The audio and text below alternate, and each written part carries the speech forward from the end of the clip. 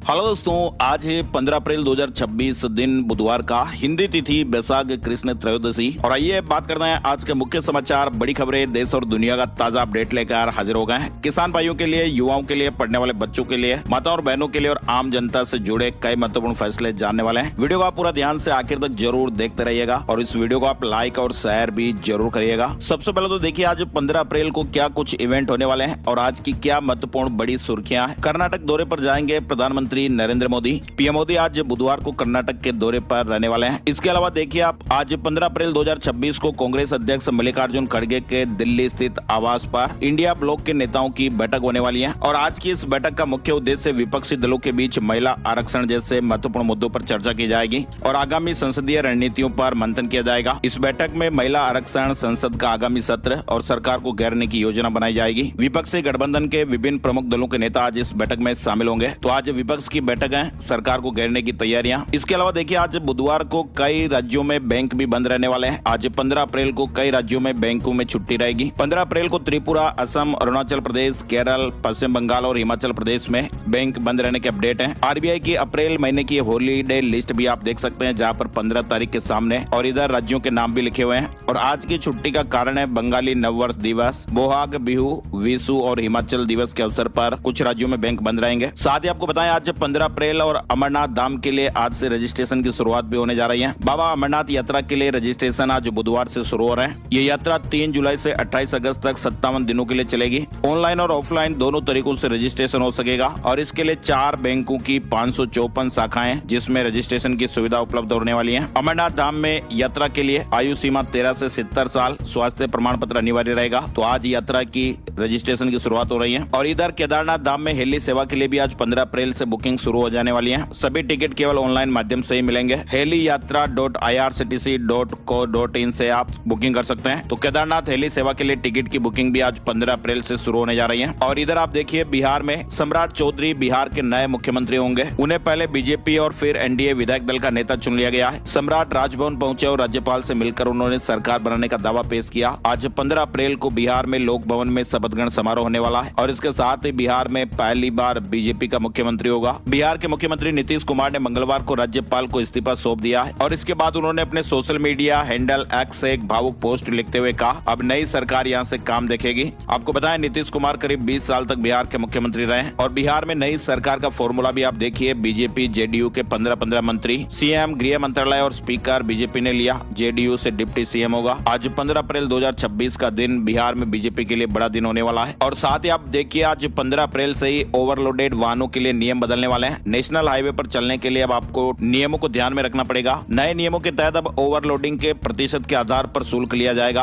और ये नए नियम आज यानी 15 अप्रैल से लागू हो रहे हैं। मतलब दोस्तों नेशनल हाईवे पर अब जो लोग ओवरलोड गाड़ी चलाएंगे ना, उन्हें 2 से 4 गुना अधिक चार्ज देना पड़ेगा और ये नए नियम आज 15 अप्रैल से लागू होने जा रहे हैं। इसके अलावा आप देखिए पंजाब में मंगलवार 14 अप्रैल से ही मावा धिया सत्कार योजना के लिए रजिस्ट्रेशन की शुरुआत हो गई है। मुख्यमंत्री भगवंत मान ने जालंधर में इसका शुभारंभ किया। तो पंजाब में महिलाओं को 1000 रुपए देने के जो रजिस्ट्रेशन है वो शुरू हो गए। साथ ही आप देखिए आज 15 अप्रैल का दिन और बच्चों के लिए बड़ी खुशखबरी, मध्य प्रदेश बोर्ड के 10वीं और 12वीं के रिजल्ट आज सुबह 11 बजे आने वाले हैं। तो मध्य प्रदेश में एमपी बोर्ड में 10वीं और 12वीं के लाखों विद्यार्थियों का इंतजार आज खत्म हो जाएगा। सुबह 11 बजे रिजल्ट आने वाला है। साथ ही आप देखिए झारखंड कैबिनेट की बैठक भी आज 15 अप्रैल को होगी। राज्य वित्त आयोग के विस्तार पर बड़ा फैसला लिया जा सकता है। इसके अलावा छत्तीसगढ़ में भी आप देखिए कैबिनेट की बैठक आज 15 अप्रैल को होने जा रही है। मुख्यमंत्री विष्णुदेव साय की अध्यक्षता में राज्य मंत्रिमंडल की आज महत्वपूर्ण बैठक होने वाली है। और काशी विद्यापीठ में 15 अप्रैल को नारी शक्ति पद यात्रा निकलेगी। नारी शक्ति वंदन अधिनियम 2023 के प्रचार के लिए जागरूकता रैली है। इसके अलावा देखिए आज बुधवार 15 अप्रैल को 12 कंपनियों के रिजल्ट भी आने वाले हैं। डिविडेंड मिलेगा और शेयर मार्केट को लेकर भी अपडेट आपको देखने को मिलेगा। आज बुधवार को 20 कंपनियों के बोर्ड की बैठक होने जा रही है और इनमें से आधे से ज्यादा कंपनियां अपने तिमाही रिजल्ट पेश करेंगी और नतीजे पेश करने वाली कंपनियों में 5 कंपनियां रिजल्ट के साथ साथ डिविडेंड पर भी विचार करेगी। और इधर बड़ी खबर देखिए, बीएसई और एनएससी ने 19 शहरों पर सख्ती करते हुए सर्किट फिल्टर घटाए हैं। आज 15 अप्रैल से नए ट्रेडिंग नियम और निगरानी भी प्रभावी हो जाएगी। तो एनएससी और बीएसई का बड़ा एक्शन देखिए, 19 शहरों पर नकेल कसी गई है और आज 15 अप्रैल से ट्रेडिंग के नियम भी बदलने वाले हैं। और इसके अलावा देखिए आप खरमास की समाप्ति हो गई है। 15 अप्रैल से 29 जून तक विवाह के 24 शुभ मुहूर्त भी रहने वाले हैं। सूर्यदेव मीन राशि से निकलकर मेष राशि में प्रवेश कर चुके हैं और मेष संक्रांति के साथ ही मांगलिक कार्यों पर लगी हुई रोक भी समाप्त हो गई है। 14 अप्रैल मंगलवार से ही खरमास समाप्त हो गए और ऐसे में अब विवाह, सगाई, गृह प्रवेश, मुंडन जैसे शुभ संस्कारों की शुरुआत हो गई है। 19 अप्रैल को अक्षय तृतीया का पर्व भी मनेगा और इस दिन अबूझ मुहूर्त होने के कारण किसी भी शुभ कार्य के लिए अलग से मुहूर्त देखने की आवश्यकता भी नहीं है। और इधर जम्मू कश्मीर में 16 अप्रैल से ट्यूलिप गार्डन बंद हो जाएगा। 30 दिनों में 3.5 लाख से ज्यादा लोगों ने 18 लाख फूलों का दीदार किया है। 16 अप्रैल को यह आम लोगों के लिए बंद हो जाएगा। एशिया का सबसे बड़ा ट्यूलिप गार्डन कश्मीर के पर्यटन के लिए बड़ी सौगात है। चलिए अब खबरों का सिलसिला आगे बढ़ाते हैं। डोनाल्ड ट्रंप ने पीएम मोदी को फोन किया, 40 मिनट तक बातचीत हुई। ईरान जंग पर अभी माहौल चल रहा है और ऐसे में ईरान जंग पर डिटेल से चर्चा की गई।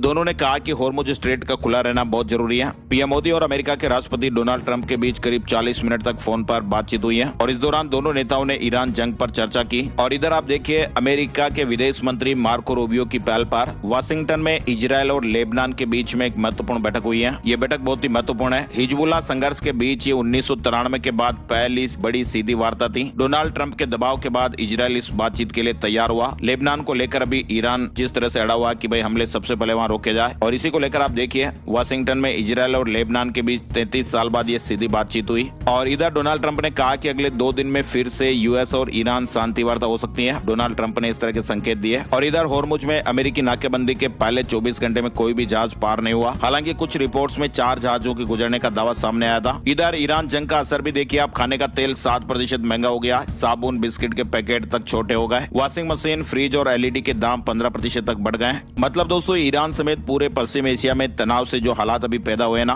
उसके चलते आम नागरिकों का घरेलू खर्च काफी ज्यादा बढ़ रहा है। रसोई गैस से लेकर कपड़े, घरेलू उपकरण तक हर चीज या तो महंगी हो गई है या फिर उसके दाम बढ़ने की आशंकाएं बहुत गहरा रही हैं। पश्चिम एशिया संकट का भारत पर भी गहरा असर आप देखिए। 25 लाख लोगों के गरीबी में जाने का खतरा है। यूएनडीपी ने चेतावनी दी है। यूएनडीपी रिपोर्ट के अनुसार 25 लाख लोग गरीबी में जा सकते हैं। इधर आईएमएफ ने भारत की जीडीपी ग्रोथ रेट का अनुमान बढ़ाकर 6.5% किया है। मिडिल ईस्ट में संकट के बावजूद भी भारत की इकोनॉमी में तेजी आएगी। 2027 में महंगाई बढ़ने की आशंका व्यक्त की गई है। आईएमएफ ने भारत की जीडीपी ग्रोथ को लेकर ये नए आंकड़े जारी किए हैं। जनवरी में आईएमएफ ने 6.4% रहने का अनुमान जताया था। अब ताजा अपडेट में आईएमएफ ने भारत की जीडीपी ग्रोथ रेट का जो अनुमान है वो बढ़ाकर 6.5% कर दिया है। और आईएमएफ का एक डरावना अनुमान भी आप देखिए, ईरान वार ने दुनिया का बजट बिगाड़ दिया है। ग्रोथ घटेगी, महंगाई बढ़ेगी। आईएमएफ ने ईरान वार के नकारात्मक प्रभावों के कारण ग्लोबल ग्रोथ के अपने पिछले अनुमान को कम किया है। और इधर आप देखिए, अनएम्प्लॉयमेंट से जुड़ा अपडेट भी। गंभीर रोजगार संकट की चपेट में आई दुनिया।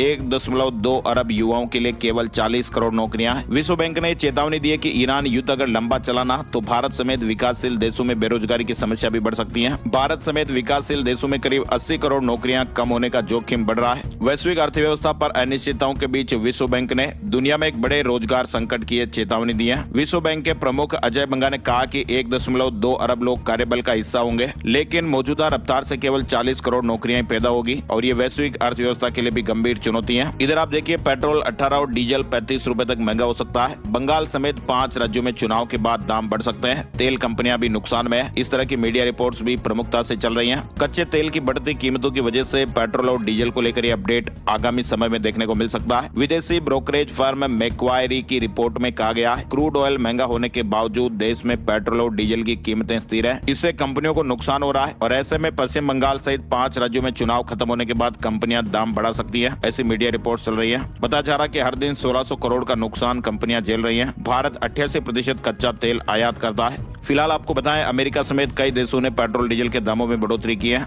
और बड़ी खबर देखिए आप, सरकार ने लोकसभा सीटों को 543 से बढ़ाकर 850 करने और 2029 से महिला आरक्षण लागू करने का प्रस्ताव संसद को भेजा है। इसमें 2011 की जनगणना के आधार पर परिसीमन का प्रावधान है। विपक्ष 2011 की जनगणना को आधार बनाने का विरोध कर रहा है, जबकि महिला आरक्षण का समर्थन करता है। तो आगामी समय में आप देखिए 543 से बढ़ाकर 850 लोकसभा सीटें हो जाएगी। और इधर छत्तीसगढ़ से एक बड़ी दर्दनाक खबर सामने आई है। छत्तीसगढ़ के शक्ति जिले में वेदांता पावर प्लांट में मंगलवार दोपहर को एक बॉयलर में ब्लास्ट हो गया और इस हादसे में 12 लोगों की जान जाने की खबर है। 16 की हालत गंभीर बताई जा रही है। परिजनों ने हंगामा भी किया। 5-5 लाख रुपए मुआवजे की घोषणा भी की गई। पीएम मोदी ने कहा कि 2029 के चुनाव में बेटियों को उनका हक देंगे। दिल्ली से देहरादून का सफर 2.5 घंटे में। पीएम मोदी ने एक्सप्रेसवे का उद्घाटन कर दिया है। Delhi Dehradun expressway corridor 213 kilometre लंबा है। 6 लेन और एक्सेस कंट्रोल्ड कॉरिडोर 12,000 करोड़ रुपए की लागत से बना है। ये दिल्ली, उत्तर प्रदेश और उत्तराखंड को जोड़ता है और इसके शुरू होने से अब दिल्ली देहरादून के बीच की दूरी 6 घंटे से घटकर करीब 2.5 घंटे रह गई है। दोपहर बाद इसे आम लोगों के लिए पूरी तरह खोल दिया गया। 16 अप्रैल से संसद का विशेष सत्र महिला आरक्षण बिल पर बोलेंगे पीएम मोदी। अमित शाह भी चर्चा का जवाब जवाब देंगे। संसद के विशेष सत्र में यह ऐतिहासिक महिला आरक्षण बिल पेश होने वाला है और इस बिल का लक्ष्य लोकसभा और राज्य विधानसभाओं में महिलाओं को 33% आरक्षण देना है। प्रधानमंत्री नरेंद्र मोदी इस बिल पर बोलेंगे, कानून मंत्री से पेश करेंगे।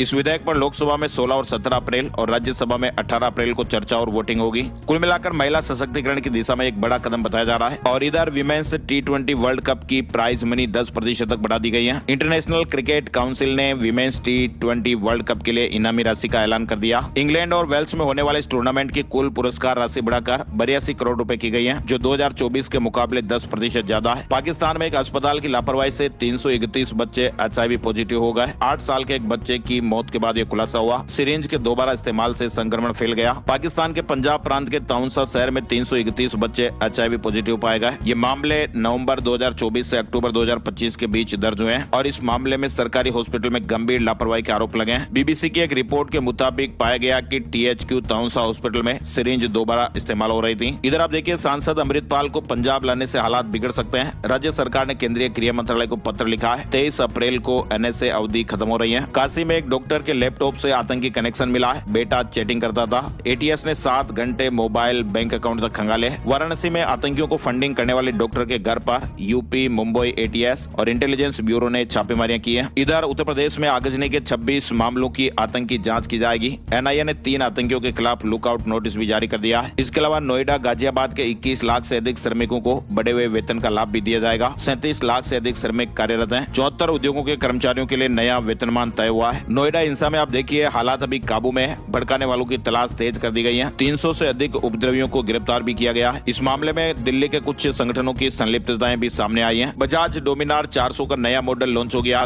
अदालत ने स्पष्ट किया कि सालों से काम कर रहे कर्मचारी केवल कागजी अनुबंधों के कारण अपने वैधानिक अधिकारों से वंचित नहीं किया जा सकता है। लंबे समय से कार्यरत कर्मचारी मूल संस्था के माने जाएंगे। बठिंडा नगर निगम को 6 सप्ताह में नियमितीकरण का आदेश जारी करने को कहा गया। यानी दोस्तों, अदालत ने कहा ना कि भाई यदि कोई कर्मचारी लंबे समय से किसी सरकारी संस्था के नियंत्रण और निगरानी में काम कर रहे हैं तो उसे वास्तविक रूप से उसी संस्था का कर्मचारी माना जाएगा। एक क्लर्क कम डेटा एंट्री ऑपरेटर का उदाहरण सामने आया जो साल 2010 से काम कर रहा था। हालांकि एजेंसियां लगातार बदलती रही, आउटसोर्सिंग एजेंसियां, लेकिन अदालत ने कहा कि भाई संवैधानिक अधिकार हैं, कागजी अनुबंधों के कारण अपने वैधानिक अधिकारों से वंचित नहीं हो सकते। गुजरात निकाय चुनाव में आप देखिए, कांग्रेस ने 32 सीटें गंवाई। नवसारी में मैंडेट जमा करने में 10 मिनट की देरी हुई। भाजपा ने जीत की तैयारी की है। और एक बड़ी खबर आ रही है, एक बार अगर कह दिया हाँ और विवादों का निपटारा तो फिर पलट नहीं सकते हैं। तलाक के मामले में सुप्रीम कोर्ट ने एक बड़ा फैसला सुनाया है। सुप्रीम कोर्ट ने आपसी सहमति से तलाक लेने के मामले में एक बड़ी व्यवस्था देते हुए स्पष्ट किया है। कहा कि सभी तरह के विवादों के निपटान और समझौते के बाद कोई भी पक्ष मनमर्जी से तलाक के मुद्दे पर पीछे नहीं हट सकता है। कर्मचारियों के लिए गुड न्यूज आ रही है। एनवीडिया ने भारत में अपने कर्मचारियों को 5 लाख रुपए से लेकर 1 करोड़ रुपए तक का स्टॉक बोनस देने का ऐलान किया है। इधर तमिलनाडु विधानसभा चुनाव को लेकर बीजेपी ने चुनावी घोषणा पत्र जारी कर दिया है। केंद्रीय गृह मंत्री JP नड्डा ने बीजेपी का घोषणा पत्र जारी किया और इसमें बढ़ती महंगाई की भरपाई के लिए हर घर को एक बार में 10,000 रुपए देने का वादा भी किया गया। योग्य महिलाओं को स्कूटर खरीदने के लिए 25,000 रुपए की सब्सिडी देने की भी घोषणा की गई। जल्लीकट्टू बैलों को पालने वालों को हर महीने 2,000 रुपए की सहायता। पार्टी ने पहली बार घर खरीदने वाली महिलाओं के लिए 3% स्टाम्प ड्यूटी में छूट का ऐलान भी किया। 10,000 रुपए की एकमुश्त घरेलू सहायता योजना और घरेलू सामान के लिए 8,000 रुपए के कूपन सहित लगातार सहायता उपायों की घोषणा भी की गई। बिना ब्याज 50 लाख रुपए तक का लोन, हर साल 3 सिलेंडर फ्री मिलेंगे। तो तमिलनाडु में बीजेपी ने इस तरह से वादे किए हैं। कुंभ की वायरल गर्ल मोनालिसा के पति को हाई कोर्ट से राहत मिली है। खुलकर समर्थन में उतरे वामपंथी नेता। कुंभ फेम मोनालिसा भोसले और उनके पति फरमान को केरल हाई कोर्ट से बड़ी राहत मिली है। मध्य प्रदेश में पिता द्वारा दर्ज कराए गए अपहरण के मामले में कोर्ट ने गिरफ्तारी पर 20 मई तक रोक लगा दी है। EPFO का नया अपडेट भी आप देख सकते हैं। अब गलत मेंबर ID को डी लिंक करना और भी आसान हो गया है। PF विड्रॉल में रुकावट नहीं आएगी। अब कर्मचारी अपनी गलत मेंबर ID को तब भी डी लिंक कर सकते हैं जब उसमें PF अंशदान मौजूद हो। पहले ऐसा करना बहुत कठिन होता था। यानी इससे उन सब्सक्राइबर्स को काफी मदद मिलेगी ना जिनकी 1 से अधिक या गलत ID उनके UN में जुड़ गई है। पहले इससे PF ट्रांसफर या निकासी में दिक्कतें आती थी, तो EPFO ने अपडेट कर दिया है। इधर आप देखिए, भारत सालाना सोलर एनर्जी क्षमता स्थापित करने के मामले में 2026 तक विश्व का दूसरा सबसे बड़ा सोलर एनर्जी मार्केट बनने की राह पर है। आयकर विभाग में काम ठप होने की आड़ तेज हो गई है। 16 अप्रैल को आर पार की जंग होगी। कर्मचारी संगठनों ने आंदोलन की हुंकार भरी है। इनकम टैक्स डिपार्टमेंट के 2 प्रमुख कर्मचारी संगठनों ने सरकार को चेतावनी दी है और कहा कि उनकी लंबित मांगों और कामकाज के मुश्किल हालात पर ध्यान नहीं दिया गया तो वे 16 अप्रैल से चरणबद्ध आंदोलन शुरू करने वाले हैं। महाराष्ट्र में रिक्शा और टैक्सी चालकों के लिए मराठी अनिवार्य है। महाराष्ट्र के परिवहन मंत्री प्रताप सरनाईक ने बड़ी घोषणा की है। कहा कि 1 मई महाराष्ट्र दिवस से सभी लाइसेंस प्राप्त